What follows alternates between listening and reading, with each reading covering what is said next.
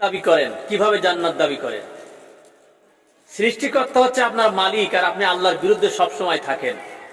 রাজনীতি, ভোটাভুটি, ক্যানভাস সবকিছু মহান রব্বুল ইজ্জাতের বিরুদ্ধে করেন, রসুলের বিরুদ্ধে করেন, কোরআনের বিরুদ্ধে করেন। পৃথিবীর মানুষ আপনাকে একটি ছোট্ট একটি পদ দিয়েছে, সেই পদ নিয়ে আপনি মারামারি করেন। সেই পদের দাপটে আপনি পৃথিবীতে আপনারা দেখা যাচ্ছে না, আপনার অহংকারে বুক ফেটে যাচ্ছে। মৃত্যুর পরে আপনি আবার জান্নাত দাবি করছেন। কিভাবে আপনি জান্নাত দাবি করছেন? আপনি কি জান্নাত পাবেন? আপনাকে জান্নাত পেতে হলে অবশ্যই আল্লাহর কোরআন রসুলের আদর্শ অনুযায়ী আপনাকে চলতে হবে।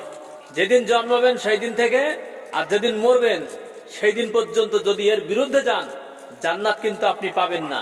ইন্নাল মুনাফিকিনা ফি দারকিল আসফালি মিনান নারি ওয়ালান তাজিদ লাহুম নাসিরা। নিশ্চয় মুনাফিকরা জাহান্নামের সর্বনিম্ন স্তরে অবস্থান করবে। তাদের কোনো বন্ধু পাবে না এবং তারা কোনো সাহায্যকারীও পাবে না। আসসালামু আলাইকুম।